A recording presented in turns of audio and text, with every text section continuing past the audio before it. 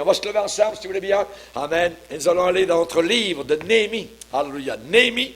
Alléluia. Gloire au Seigneur. Ce livre est merveilleux. Relisez-le cette semaine. Amen. Il y a beaucoup, beaucoup de choses, donc, à l'intérieur, évidemment, donc, de ce livre-là. Alléluia. Gloire au Seigneur. Nous allons lire, donc, ce soir. Ce matin, on a lu dans la première partie du verset 1er au verset 4. Alléluia. Et là, nous allons aller un peu plus loin et nous allons, ce soir, dans la deuxième partie, lire, je dirais, un peu plus loin, et nous allons lire au verset 10. Verset 10, chapitre 6, Néhémie chapitre 6 et le verset 10. C'est Néhémie qui raconte comment les choses se sont passées. Il déclare « Je me rendis chez Shemaja, fils de Délaja, fils de Méhétabéel. Il s'était enfermé et il dit, allons ensemble dans la maison de Dieu, au milieu du temple, et fermons les portes du temple, car ils viennent pour te tuer. Et c'est pendant la nuit qu'ils viendront pour te tuer. Je répondis, un homme comme moi prendre la fuite, et quel homme tel que moi pourrait entrer dans le temple et vivre? Je n'entrerai pas. Et je reconnus que ce n'était pas Dieu qui l'envoyait. Mais il prophétisa ainsi sur moi parce que Sambala et Tobija lui avaient donné de l'argent. En le gagnant ainsi, ils espéraient que j'aurais peur et que je suivrais ses avis et commettrais un péché. Et ils auraient profité de cette atteinte à ma réputation pour me couvrir d'opprobre. Souviens-toi, ô mon Dieu, de Tobija et de Sambala et de leurs œuvres. Souviens-toi aussi de Noadia, la prophétesse, et des autres prophètes qui cherchaient à m'effrayer. Verset 15, la muraille fut achevée le 25e jour du mois d'Éloul, en 52 jours. Et lorsque tous nos ennemis la prirent, toutes les nations, ça veut dire tous les païens, qui étaient autour de nous, furent dans la crainte.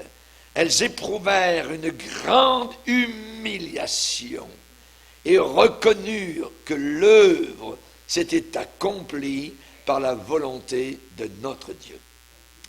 Verset 17. Dans ce temps-là, il y avait aussi des grands de Juda qui adressaient fréquemment des lettres à Tobija, des emails, et qui en recevaient de lui, car plusieurs en Juda étaient liés à lui par serment, parce qu'il était, écoutez bien, gendre de Shekania, fils d'Arak, et que son fils Jochanan avait pris la fille de Meshulam, fils de Bérékia.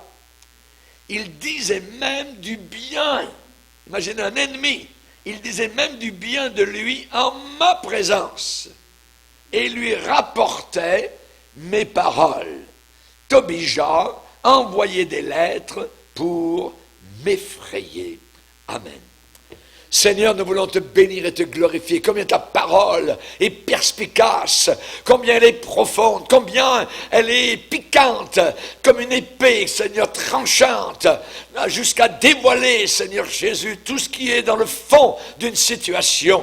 Comme tu es grand, ô Dieu, veuille bénir abondamment les réflexions de nos cœurs, Seigneur, et que nous puissions te servir sans peur, sans reproche, Seigneur, que nous puissions, Seigneur, avoir l'esprit que Néhémie possédait, et que nous ne puissions pas être effrayés d'aucune façon de ceux qui rient de nous, se moquent de nous, nous accusent, Seigneur, disent des mensonges, Seigneur, à notre sujet. Nous désirons, Seigneur, te plaire et te servir. Aide-nous à marcher droitement, Seigneur, et avec des mains pures, que nous puissions élever vers toi dans une louange authentique, dans le nom puissant de Christ Jésus. Amen. Et tout le peuple dit Amen. Alléluia. Gloire à Dieu. On peut s'asseoir, frères et sœurs, chers amis. Alléluia. Gloire au Seigneur.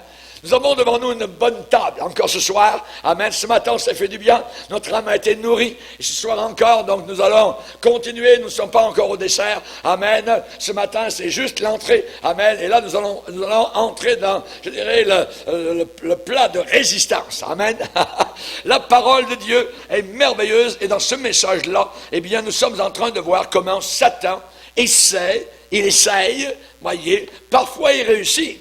Mais la plupart du temps, il n'arrive pas à réussir parce que le chrétien authentique et vigilant arrive à le discerner. Je reconnus que ce n'était pas de Dieu. Quelqu'un est venu vers Néhémie et il lui a déclaré « Dieu m'a dit ». Dieu m'a montré. Cette expression, nous l'avons entendue dans beaucoup d'églises, tout ça, mais nous ne voulons pas que dans notre église, cette expression ait cours. Dieu m'a dit, voyez. Tout d'un coup, la personne s'élève. Et l'autre personne est toute petite. Ah, Dieu t'a dit. Ah, Dieu m'a dit de te dire. Ah ouais?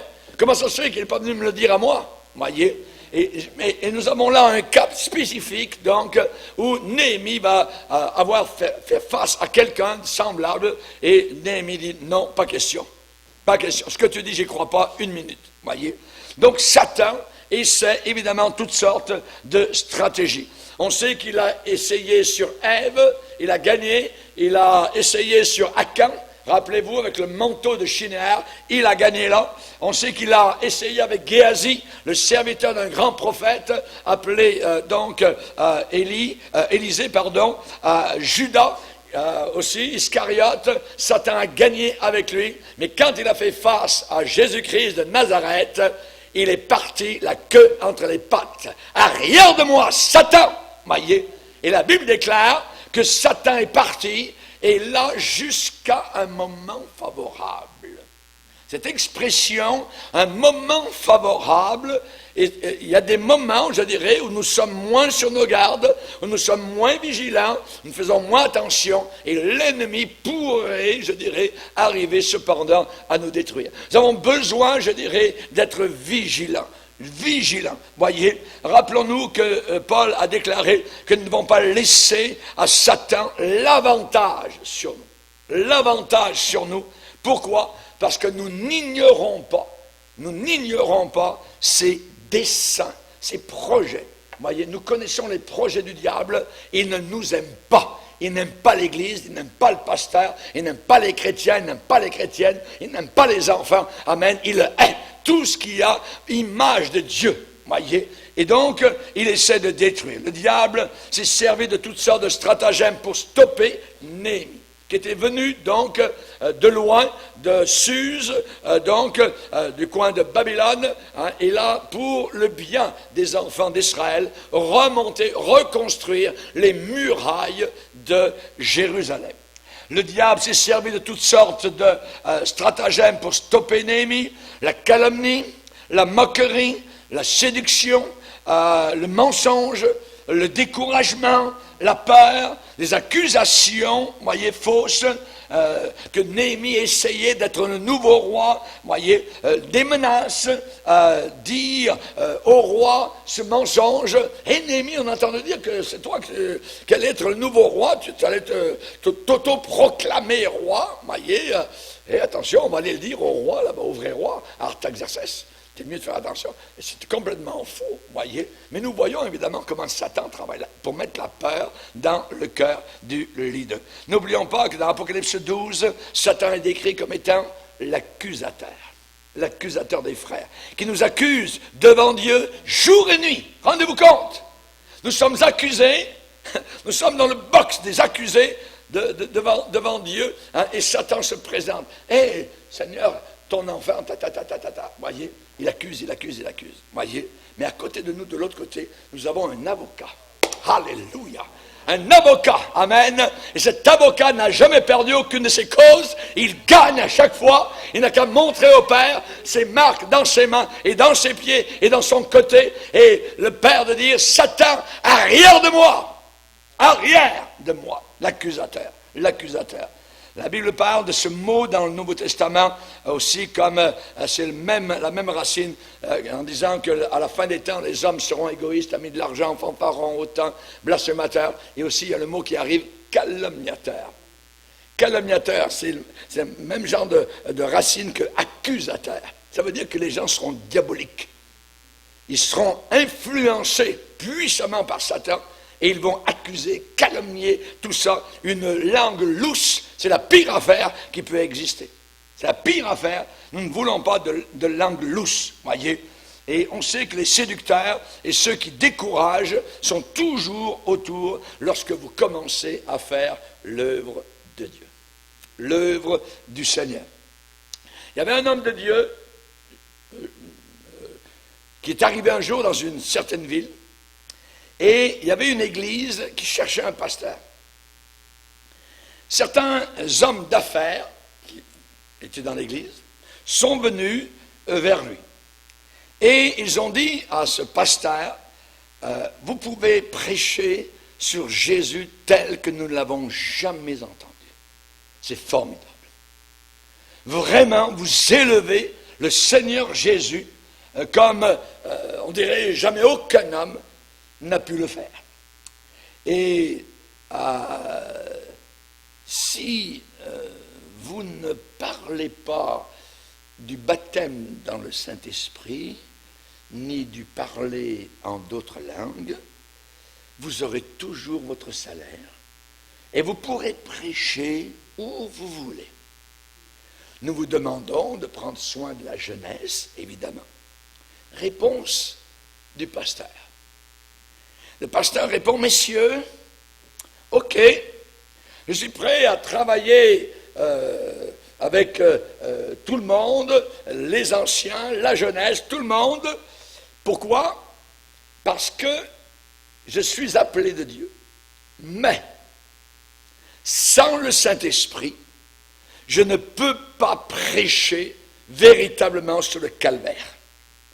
Sans la puissance du Saint-Esprit, je ne pourrais pas vous le faire comprendre tel que je voudrais que vous le compreniez. Jésus a dit, et le pasteur a cité le passage, Jésus a dit avant de monter au ciel, vous recevrez de la puissance quand le Saint-Esprit viendra sur vous et vous serez mes témoins. Cette puissance-là, je l'ai reçue. J'ai été baptisé dans le Saint-Esprit avec le signe initial du parler en d'autres langues. Je vais prêcher, si je suis pasteur dans cette église, sur le baptême dans le Saint-Esprit, avec l'évidence du parler en d'autres langues lorsque l'Esprit de Dieu vous remplit. Les gens ont dit au pasteur, on vous a vu à la télévision, on vous a vu sur Internet, on vous a entendu à la radio, et on croit que vous pourriez très facilement remplir cette grande église, qui actuellement n'a pas de pasteur. Mais s'il vous plaît, voudriez-vous abandonner, laisser tomber cela? Laissez tomber cette chose. Ils ont dit cette chose, voyez. Cette chose, c'est prêcher sur le Saint-Esprit, prêcher sur le baptême dans le Saint-Esprit, avec l'évidence du parler en d'autres langues. Leur proposition à ce pasteur était un traquenard. Un piège, un traquenard du diable, voyez. Jésus a dit, voici les miracles qui accompagneront ceux qui auront cru, ils parleront de nouvelles langues, de nouvelles langues. Il faudrait nous montrer dans la Bible un endroit qui nous dit, et cela durera uniquement le temps des apôtres. C'est ce que certains déclarent. Aujourd'hui, nous n'avons plus besoin de cela. C'était bon pour le départ de l'Église, mais après, ça s'est arrêté. C'est dommage, mais moi, partout où je suis allé dans le monde, j'ai trouvé que les gens reçoivent le baptême dans le Saint-Esprit avec l'évidence du parler en notre langue. Ça veut dire que ça n'est pas arrêté. Ça veut dire que Dieu continue. Paul a déclaré, celui qui parle en langue ne parle pas aux hommes, mais à Dieu, car personne ne le comprend. C'est en esprit qu'il dit des mystères.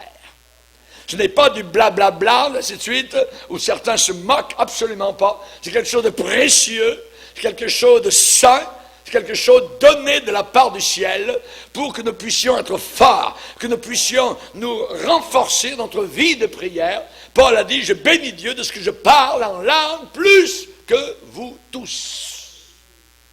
Ça veut dire qu'il avait découvert qu'il y avait beaucoup de force et de puissance dans ce parler en langue, cette prière à Dieu, donc, qu'il accomplissait. On avait demandé donc à ce pasteur de, prêcher sur le calvaire, mais nous ne voulons pas entendre de message sur le baptême dans le Saint-Esprit et surtout pas le parler en d'autres langues. Leur proposition était un piège. Un piège. Aujourd'hui, vous savez que Satan a toutes sortes de pièges.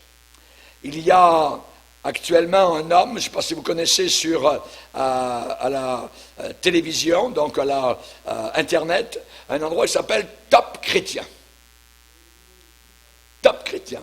Dirigé par un homme qui s'appelle Éric Sellerier.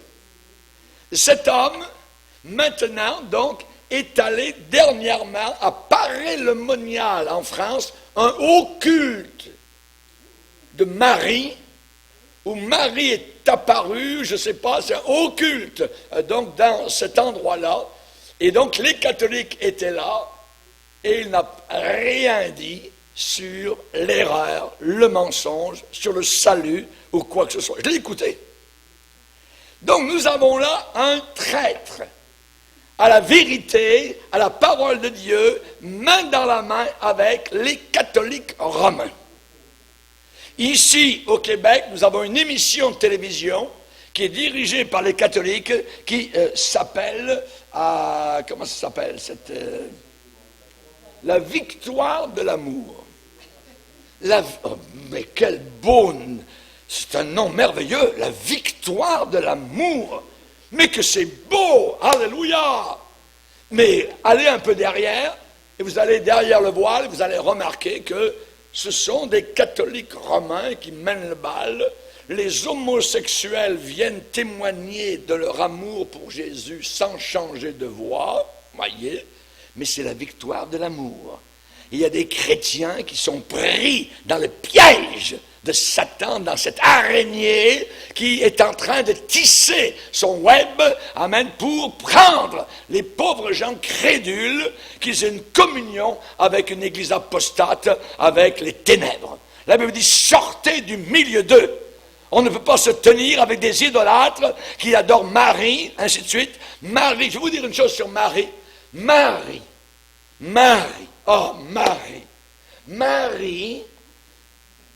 vous savez que soudain, il y a eu une révélation catholique. Elle est montée au ciel avec son corps. Ça ne fait pas longtemps. C'est dans les années 1800.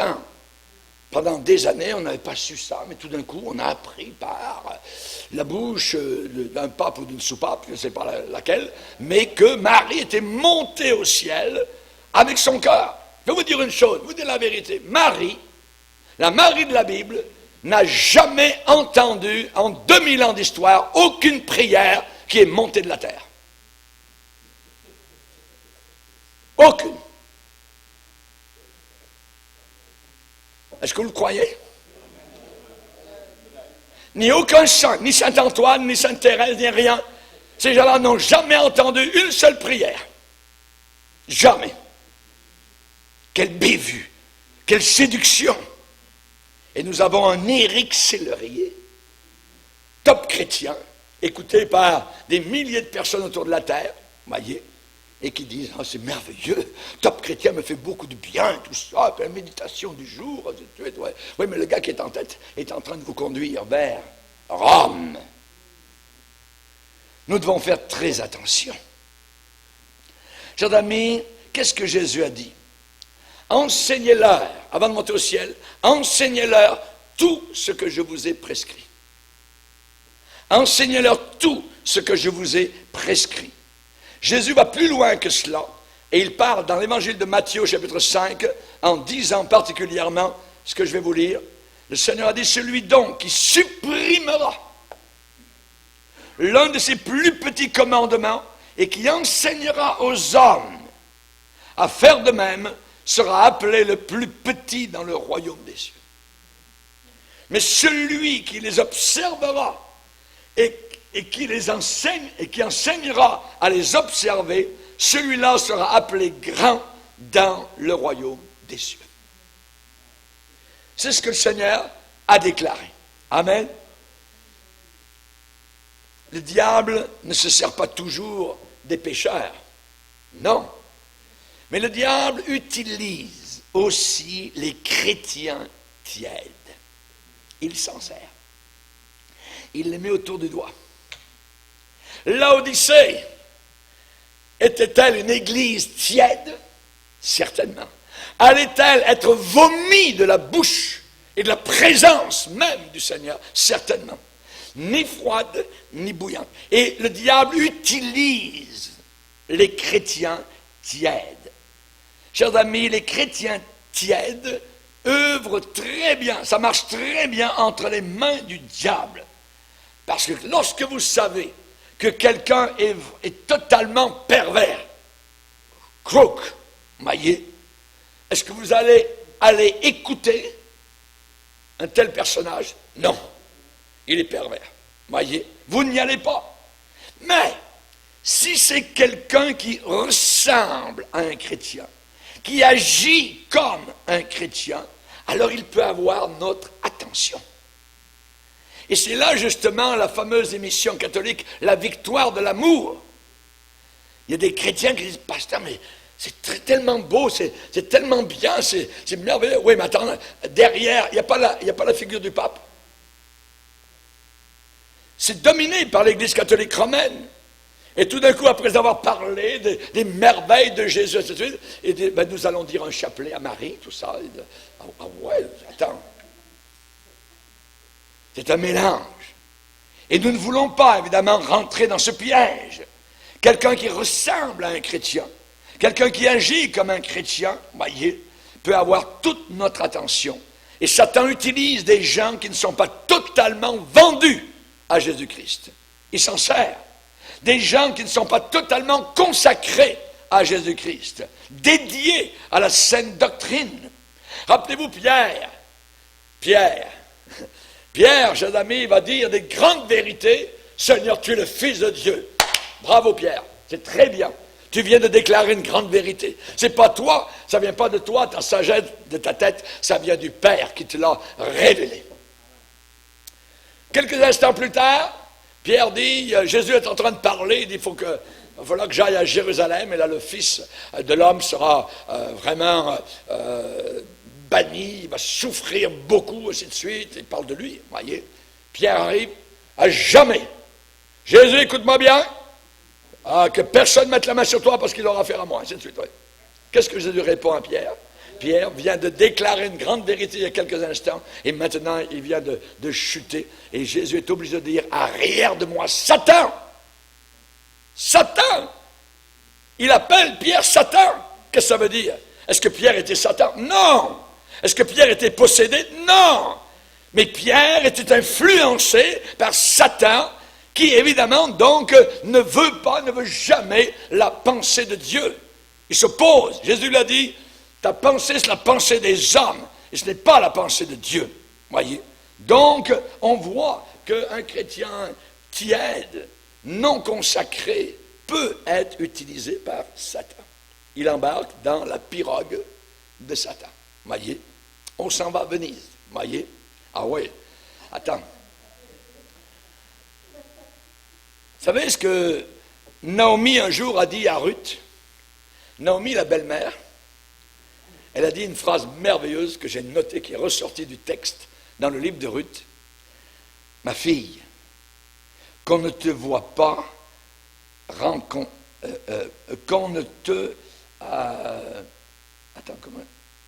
te voit pas dans un autre champ. Ça veut dire qu'on ne te rencontre pas dans un autre champ. Un autre champ, ça peut être un autre évangile.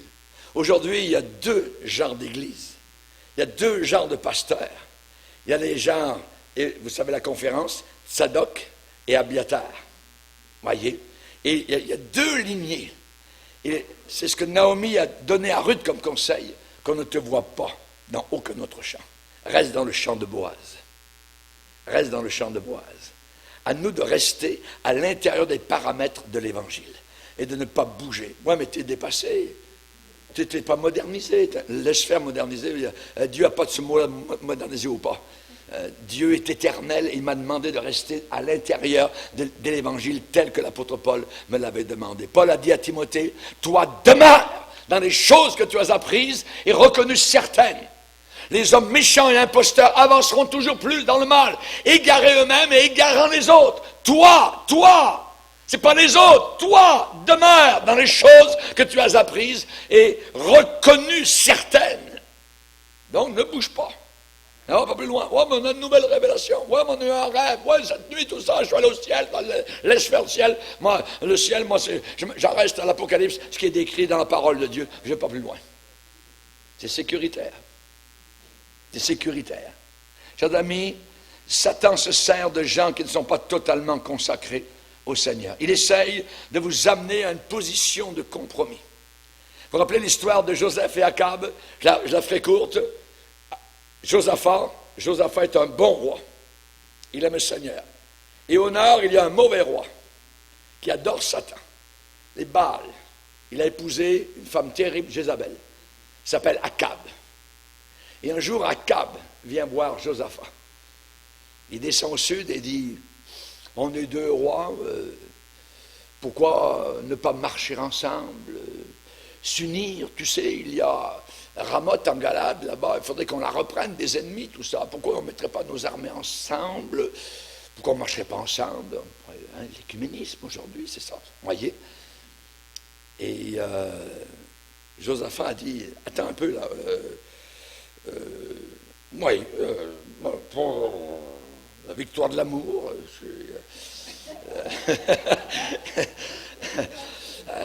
voyez, mes armées comme les tiennes, on va tous y aller. Allons-y. N'a même pas. Mais Josaphat sait avec qui il est en train de parler. Et on va le lire quelques instants, juste quelques instants. 1 Roi, chapitre 22. 1 Roi, chapitre 22.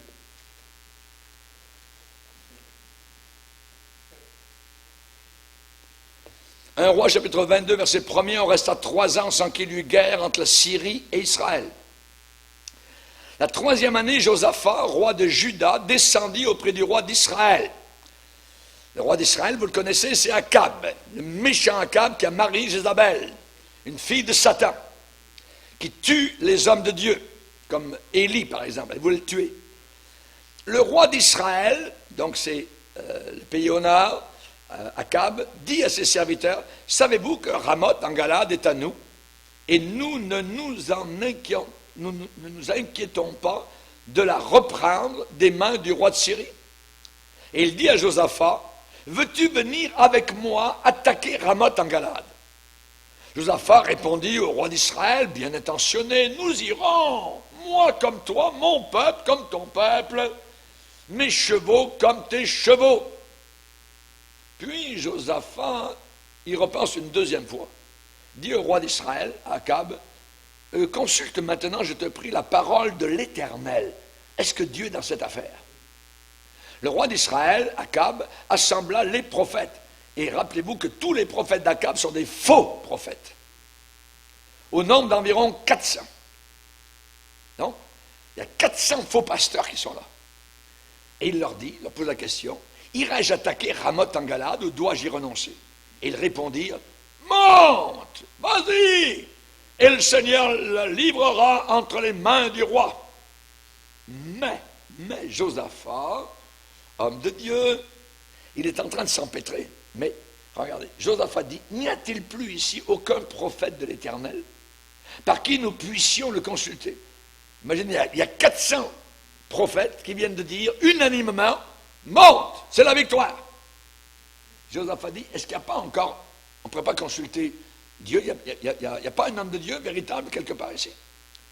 Et le roi d'Israël, verset 8, répondit à Josaphat, il y a encore un homme par qui l'on pourrait consulter l'Éternel, mais je le hais, car il ne me prophétise rien de bon, il ne prophétise que du mal.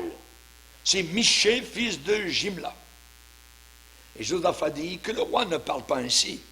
Alors le roi d'Israël, Akab, appela un eunuque et dit, fais venir tout de suite Michée, fils de Jimla. Le roi d'Israël et Josaphat, roi de Juda, étaient assis chacun sur son trône, revêtus de leurs habits royaux, dans la place à l'entrée de la porte de Samarie. Et tous les prophètes prophétisaient devant eux. Sédécias, fils de Kénana, s'était fait des cornes de fer pour impressionner, voyez, le vrai Gaulois quasiment, voyez, des cornes de fer. Et il dit, ainsi parle l'Éternel, avec ses cornes, tu frapperas les Syriens jusqu'à les détruire. Et tous les prophètes prophétisaient de même, en disant, monte à Ramoth en Galade, tu auras du succès, réussite, ainsi de suite.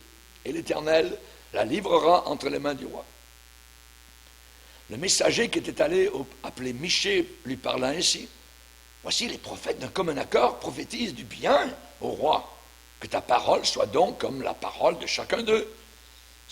Parle comme tout le monde, annonce du bien. Et Michée répondit, voilà l'homme de Dieu qui tout d'un coup donc se sépare. Michée répondit, l'Éternel est vivant, j'annoncerai ce que l'Éternel me dira.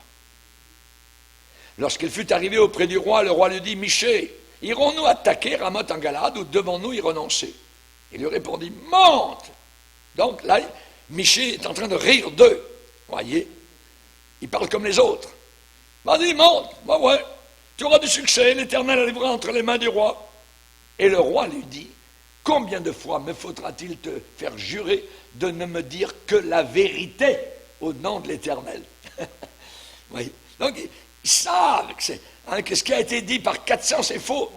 Et Michée, qui vient de se moquer finalement, verset 17, répondit, je vois tout Israël dispersé sur les montagnes comme des brebis qui n'ont pas de berger. Et l'Éternel dit, ces gens n'ont pas de maître, que chacun retourne en paix dans sa maison. Ça veut dire, si vous y allez, ça va être la défaite.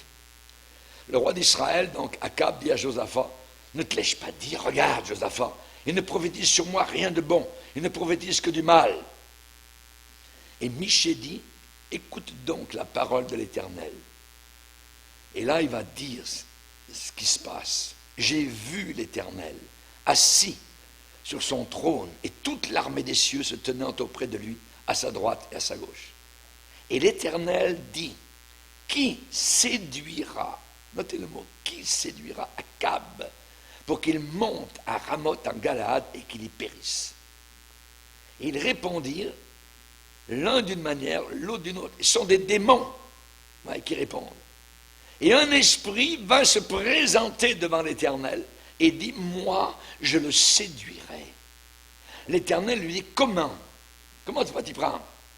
Et le démon sort, je sortirai, répondait-il, et je serai un esprit de mensonge dans la bouche de tous ces prophètes. L'Éternel dit, tu le séduiras, et tu en viendras à bout. Sors, fais ainsi. Et maintenant, voici, donc Michée déclare, voici ce qui arrive. Et vous les deux rois, là, écoutez, il est devant 400 faux prophètes aussi. Écoutez, voici l'Éternel a mis un esprit de mensonge dans la bouche de tous tes prophètes qui sont là. Et l'Éternel a prononcé du mal contre toi. Ici, nous avons, je dirais, l'arrière du rideau. La séduction, les démons qui travaillent. Et aujourd'hui, au travers de l'écuménisme, eh bien, c'est exactement ce qui arrive. On ne regarde plus la vérité, on a des idolâtres, on a des associations, et là, ça s'en va directement vers la perdition, ça s'en va vers la chute, la destruction, parce que ce sont des démons qui séduisent, des hommes religieux, des pasteurs, des dirigeants, pour les emmener loin du Seigneur, et les amener donc vers l'église apostate, l'église prostituée d'Apocalypse chapitre 17. La Bible déclare que dans cette église de la fin des temps, c'est une église remplie de démons. Remplie de démons. Nous venons d'avoir une tout à l'heure, donc sur Internet. Et là, leur proposition sur Internet, la manière qu'ils montrent, voyez, leur église, c'est exactement comme le nouvel âge. Exactement comme les gens du nouvel âge. Il n'y a rien sur Jésus, tout est sur l'homme, sur la féminité. Nous voyons un angle comme cela, et vous connaissez l'angle, voyez, et au milieu, il y a une femme d'église qui est là, à l'intérieur, voyez. Je dirais, c'est abominable, donc, ce qui nous a été montré sur une église importante, donc, pas très loin. Et justement, donc, qu'est-ce qui se passe? C'est que ces églises-là sont séduites par les puissances diaboliques qui travaillent, et hélas, à l'intérieur, il y a des gens, je dirais, crédules, je dirais, qui ne savent pas ce qui arrive, mais ils sont dans un bateau, un Titanic, qui s'en va vers une collision frontale, tôt ou tard, avec les puissances diaboliques pour les emmener en enfer. C'est terrible ce qui est en train donc de se passer. La séduction, chers amis, c'est le sourire, c'est gentil, c'est beau, c'est Jésus, c'est la Bible, tout ça, puis ouais, le petit Jésus, puis à Noël, puis l'amour, bisous, bisous, puis l'écuménisme, Éric Sellerier, puis la victoire de l'amour, et puis j'étais homosexuel, mais là je sors maintenant du placard et je vous dis, je vais être un bon chrétien tout en étant homosexuel. Qu'est-ce qui se passe? Les puissances diaboliques. Satan. Satan est à l'œuvre directement à l'intérieur de l'Église, qui n'est plus une Église, mais une passoire. Une passoire percée de tous bords, tous côtés. Les murailles sont tombées. Et il n'y a pas de Néhémie qui est là pour reconstruire, pour diriger, pour reprendre, pour dévoiler le péché du peuple. Enseignez-leur tout ce que je vous ai appris. Alléluia. Donc on voit que Jésus, évidemment, donc, nous a parlé de cette chose-là à la fin. Satan essaie de vous amener à une position de compromis. Et pour Néhémie, c'était pareil. Les ennemis ont dit, viens Néhémie, viens dans la vallée d'Ono, et là, nous serons ensemble dans une entrevue. On va parler ensemble. Auparavant, ils ont essayé de l'attaquer, ils ont essayé de lui faire peur, ils ont essayé de faire toutes sortes de choses, ça n'a pas fonctionné. Alors maintenant, c'est le sourire. C'est le sourire, la victoire de l'amour. Oublions nos chicanes passées, voyez, comme le pape qui est venu devant les évangéliques. Oublions nos chicanes, nos guerres, tout ça. Vous êtes des frères, nous vous aimons. Et il l'a dit lui-même à la télévision, je l'ai vu, je l'ai entendu.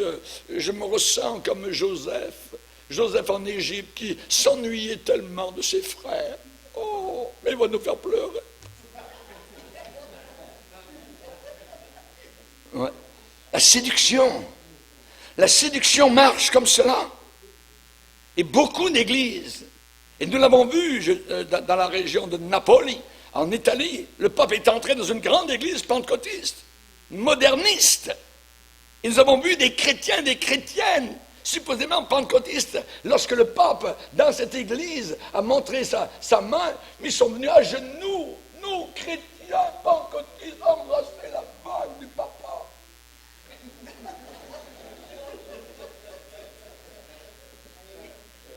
S'il n'y a pas séduction, chers amis, alors, chers amis, moi je suis allé sur la lune.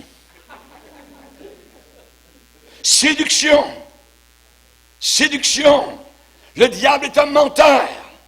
C'est un ennemi, un adversaire, un séducteur, un serpent. Le plus rusé. C'est la description que la Bible nous donne. Et là, un jour, Néhémie a vu un homme venir vers lui et lui dire qu'il avait reçu un message de Dieu pour le protéger.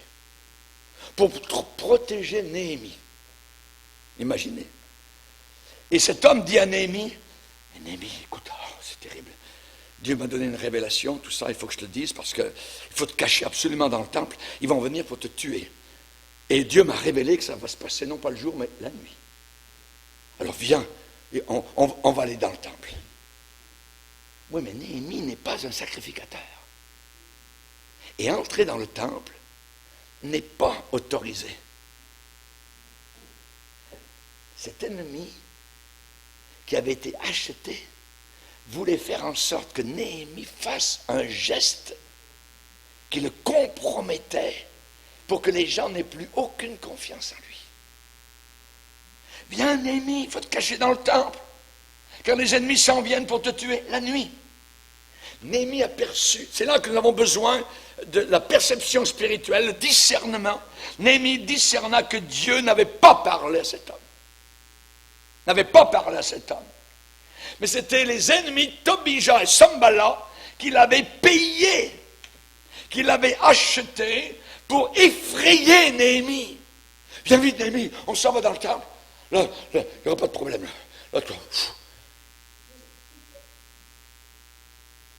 Néhémie dit, je reconnus que cet homme avait été envoyé par Satan pour m'effrayer. Ainsi, ils auraient porté atteinte à ma réputation en entrant dans le temple.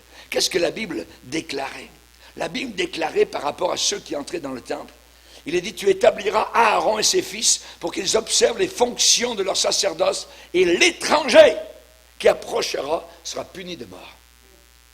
Donc ils ne pouvaient pas entrer dans le temple. C'était réservé premièrement aux sacrificateurs. Néhémie n'était pas sacrificateur. Donc, il voulait donc l'emmener à faire un geste qui aurait été en défaveur pour sa réputation. Néhémie, c'est ma sorte d'homme. Néhémie a un caractère fort, trempé, caractère d'acier. Il marche avec Dieu, n'oublions pas. Il marche étroitement avec le Seigneur. Il répond à cet homme qui est acheté. Et il lui dit, un homme comme moi, prends de la fuite. Prends de la fuite. Allez me cacher dans le temple. Quel homme tel que moi pourrait entrer dans le temple et vivre? Je reconnus, chapitre 6, verset 11, je reconnus que ce n'était pas Dieu qui l'envoyait, mais il prophétisa ainsi sur moi parce que Sambala et Tobija lui avaient donné de l'argent. Et en le gagnant ainsi, ils espéraient que j'aurais peur. Ensuite, que je suivrais ses avis. Et ainsi, je commettrais un péché. Et ainsi, il y aurait atteinte à ma réputation et je serais couvert d'opprobre, de honte. Vous voyez comment c'est subtil. Nous marchons sur des œufs. Satan, le plus rusé. Vous savez, un jour, Winston Churchill est arrivé dans une école en Angleterre, à Harrow Church. Il a dit aux enfants, « Never give in. N'abandonnez jamais. Never, never, never, never. Jamais, jamais, jamais, jamais. 4 fois, il leur a dit. Et c'est la même chose pour chacun de nous. N'abandonne jamais. Ne lâche pas. Il y a des ennemis qui essaient parfois de nous déstabiliser, nous emmener loin de Dieu, nous séduire loin de Dieu. Je me rappelle toujours au téléphone cet homme qui un jour m'a dit, pasteur, quand j'ai commencé ma vie chrétienne, j'ai rencontré dans l'église quelqu'un qui m'a dit, tu sais ce livre, c'est impossible à le vivre. Dieu nous demande trop. C'est trop haut, c'est trop élevé. J'ai cru ce mensonge et j'ai perdu 15 ans de ma vie. Pendant 15 ans, j'ai été dans le monde. Et je suis juste de peine et misère en train maintenant de revenir vers le Seigneur. Pourriez-vous le dire partout où vous allez? Chers amis, à l'intérieur de l'Église, il y a des pièges, il y a toutes sortes de choses. Et nous devons faire attention, même là, que Dieu nous garde. Il y a des Sambala, il y a des Tobija, il y a toutes sortes de monde. Nous ne fuirons pas. Amen. Néhémie a dit, je ne fuirai pas. Dieu m'a envoyé ici. Je ne craindrai pas, je n'aurai pas peur. Je suis sous appointement divin. Je suis en mission pour Dieu. Quelle sorte de témoignage vais-je avoir? Je ne me laisserai pas rentrer dans la peur, dans la crainte, pour me faire fuir à l'intérieur du local de l'église, fermer les portes à clé derrière moi. Non! Dieu est ma force. Dieu est ma forteresse. Dieu est mon libérateur. Dieu est de mon côté. Alléluia. Que Dieu soit béni. Je n'abandonnerai pas. Je ne lâcherai pas. Je ne reculerai pas. Je ne me détournerai pas. Lise avec moi dans Ésaïe 54. Ésaïe 54, le verset 14 nous dit, « Tu seras affermi par la justice. Bannis l'inquiétude, car tu n'as rien à craindre. La frayeur, elle ne s'approchera pas de toi. Si l'on forme des complots, cela ne viendra pas de moi. Quiconque se liguera contre toi tombera sous ton pouvoir. Voici, j'ai créé l'ouvrier qui souffle le charbon au feu et qui fabrique une arme par son travail. Mais j'ai créé aussi le destructeur pour briser cette arme. » Verset 17. « Toute arme forgée, forgée, ça veut dire c'est pensé, c'est travaillé, c'est réfléchi, toute arme forgée contre toi sera sans effet. Toute langue qui s'élèvera en justice contre toi, tu la condamneras. Tel est l'héritage des serviteurs de l'Éternel, tel est le salut qui leur viendra de moi, dit l'Éternel. » Amen. Alléluia. Gloire au Seigneur. Que Dieu soit béni pour ces merveilleuses promesses que le Seigneur donc nous accorde. L'Éternel est ma lumière et mon salut. De qui aurais-je crainte? Si une armée se campait contre moi, je serais malgré cela plein de confiance. Mon cœur ne battrait pas plus vite. Alléluia. Il a la paix de Dieu. David était l'homme de Dieu. Oh Seigneur, que mes ennemis sont nombreux. Rappelez-vous un jour, je le répète souvent ici, mais j'aime le dire, Luther un jour avait un ami, et cet ami est venu voir Luther, donc le grand réformateur, l'homme de Dieu, et il dit, tu sais Luther, le monde entier est contre toi. Bien, va dire au monde entier que je suis contre eux. Alléluia! Que Dieu soit glorifié. Amen. Séduction. Séduction. Je vais vous raconter une petite histoire. Vous aimez les histoires? Elle s'intitule « Oh la jolie mouche ». Oh la jolie mouche. C'est une jeune famille qui vient d'emménager dans un nouvel appartement. Et la salle de séjour, elle est tournée directement plein sud, vers le sud. Elle est éclairée par de très grandes vitres. Il y a une large baie vitrée, maillée, et il n'y a encore aucun rideau qui sont là, donc sur les fenêtres. Ils viennent d'arriver. Et dans la famille, il y a la petite Catherine. Catherine a 20 mois. Et la petite Catherine, donc, trotte partout dans la maison et elle joue comme elle peut dans la salle de séjour. Son frère aîné, eh bien, lui, donc, est à l'école maternelle et la maman, elle est un peu plus loin là-bas dans la cuisine. Tout à coup, Catherine, son attention est attirée vers la baie vitrée. Une mouche bizarre qui saute étrangement, drôlement sur la vitre. Et elle chante sans arrêt. L'insecte monte, descend le long de la vitre comme si elle glissait sur la glace. Mais que c'est beau. Puis s'arrête brusquement en agitant ses cornes. La fillette pense, « Oh, la jolie mouche! Je n'ai jamais vu une mouche aussi belle. »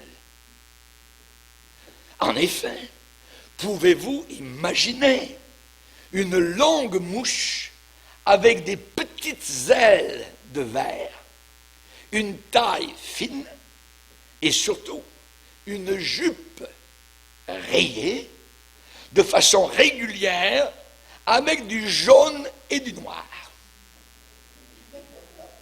Cette mouche a un aspect de princesse, très distingué, et avec cela des yeux étranges, séduisants au possible. La fillette regarde, interloquée, elle est étonnée, elle est surprise. Elle regarde longuement la ballerine, le ballet que la mouche donc est en train de faire sur la vitre d'un spectacle tout nouveau pour la petite Catherine. Oui, elle avait déjà vu d'autres mouches, mais les autres mouches étaient laides, grises, tristes, et parfois même les autres mouches avaient du poil sur elles, disgracieux. Tandis que celle-là, cette mouche-là, elle est ravissante, elle est gaie, voyez, joyeuse, attirante. C'est ainsi que la petite Catherine avance sa petite main potelée, voyez, pour se saisir de la si belle mouche qui vient justement de s'arrêter de danser. À peine la petite Catherine a emprisonné dans sa petite main l'insecte sous ses doigts. Ah! Une douleur très très vive lui traverse la paume de sa petite main. Elle desserre très vite donc son étreinte, elle crie très fort. La jolie mouche s'échappe. Maman arrive pour constater trop tard que la blessure est déjà faite. Au centre de la main de Catherine, il y a une rougeur et maintenant il y a une enflure. Voyez, l'évidence que l'insecte a travaillé. La jolie mouche était une guêpe redoutable, vous l'avez deviné. Mais Catherine ne le savait pas. Catherine l'ignorait. Catherine venait d'apprendre à ses dépens une grande leçon. Quelle leçon? Ce qui paraît beau et inoffensif peut se révéler être à la fin très dangereux et très douloureux. Il y a beaucoup de choses dans nos vies qui nous apparaissent, qui nous semblent si belles, si attrayantes, mais ce sont des pièges très efficaces. Par exemple, l'alcool. La Bible dit, ne regarde pas le vin qui paraît d'un beau rouge et qui fait des perles dans la coupe.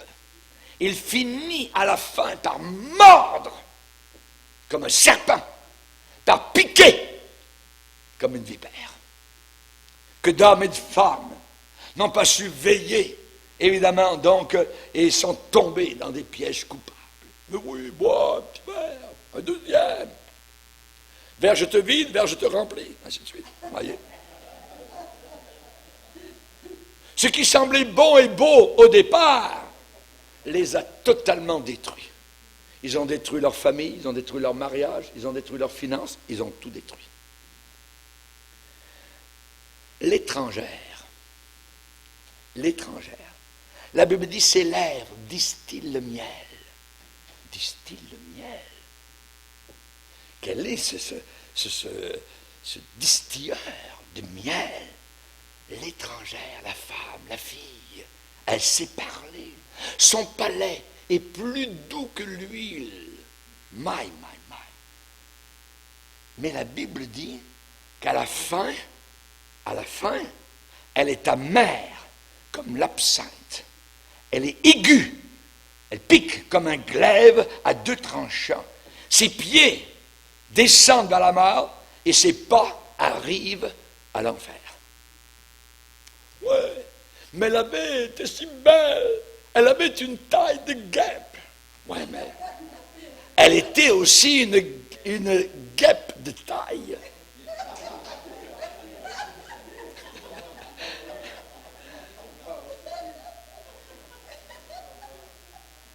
La sexualité déplacée, que de malheur, que de pleurs, que de regrets. La sexualité à l'intérieur du mariage est un chef-d'œuvre de Dieu, un chef-d'œuvre du Seigneur, dans l'expression authentique de l'amour. Mais cela peut être remplacé en un vrai cauchemar. Que de jeunes filles pures ont cru, trop pressées au grand amour, ont rencontré un homme séduisant. Elles se sont réveillées déçues, meurtries, malheureuses. Vous savez, j'étudie la Bible depuis quelque temps et j'ai remarqué que le mot séduire, séduction, séducteur, ces mots-là sont toujours employés dans un sens négatif. Jamais séduction, séduire, séducteur sont employés pour définir une vertu ou une qualité. Jamais.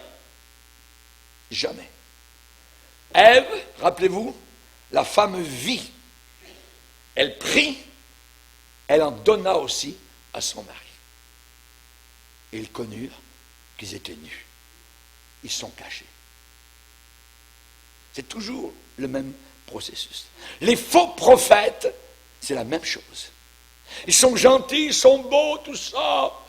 Pas besoin d'aller à l'église. Le pasteur, oui, il est gentil, mais il n'a pas les révélations que moi je vais avoir. Viens-t'en dans ma maison, tout ça, on fera des petites réunions, tout ça. Puis des petites réunions de cuisine, ah oui, sans aucune supervision. Vous savez comment ça finit? Très mal. Ce gars-là, il va enlever de vos poches tout l'argent que vous avez. Et ensuite, il va prendre votre femme, il va aller coucher avec elle, il va briser votre mariage. C'est un loup! Un loup! Des passions dégradantes, si nombreuses, des liens si tenaces, la pornographie, les drogues, les calomnies, la malice, les ruses, la cupidité, la médisance, ad nauseam. Il y en a. Le diable, il sème son ivraie. Chers amis, rappelez-vous de Néhémie. Le diable attaque là où ça blesse le plus. Il attaque là où ça blesse le plus. Vous sentez-vous que vous avez des pressions terribles, plus vous vous mettez à témoigner le nom du Seigneur.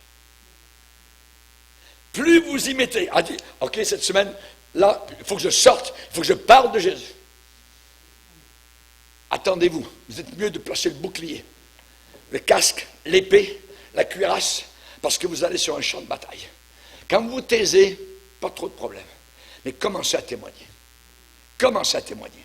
Reconnaissez que Satan aussi essaye d'interférer dans votre relation avec Dieu, dans votre temps de prière.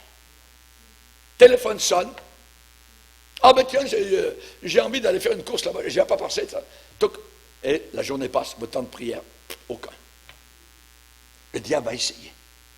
Il va essayer de vous empêcher de porter du fruit, d'être efficace. Il va s'opposer. Il va s'opposer. La Bible déclare qu'il ne faut pas s'arrêter. Satan se fiche totalement de quelle façon, de quelle manière il peut vous arrêter en autant qu'il va vous arrêter. Paul a écrit aux Galates, qui vous a arrêté? Vous couriez bien, ça allait bien, qui vous a stoppé? Cette influence ne vient pas de celui qui vous a appelé, mais évidemment elle vient de l'ennemi. L'ennemi, voyez. Dans Galates, on a deux questions. La première, qui vous a arrêté? La deuxième, qui vous a fasciné? Fasciné, hypnotisé. Hypnotisé. Vous avez vu là, dans le champ, la petite souris? Elle est là, puis elle s'arrête. Devant elle, à quelque distance, il y a un serpent qui regarde la petite souris, juste le regard. Et la petite souris est comme gelée. Elle ne bouge plus. Et le serpent avance. Il arrête. Et il regarde. La petite souris, elle tremble, elle regarde ce qui se passe. Elle ne fait rien. Elle est fascinée. Elle est hypnotisée. Jusqu'au moment, touc! Glouc! Je ne voudrais pas que ça arrive à personne parmi nous. Amen. Que Dieu nous garde. Néhémie a achevé son travail, malgré toute l'opposition. Et nous achèverons, mes frères. Vous achèverez, mes frères et sœurs. Amen. Nous réussirons par la grâce de Dieu. Nous allons prier le Seigneur. Que Dieu soit béni. Levons-nous ensemble devant le Seigneur. Alléluia.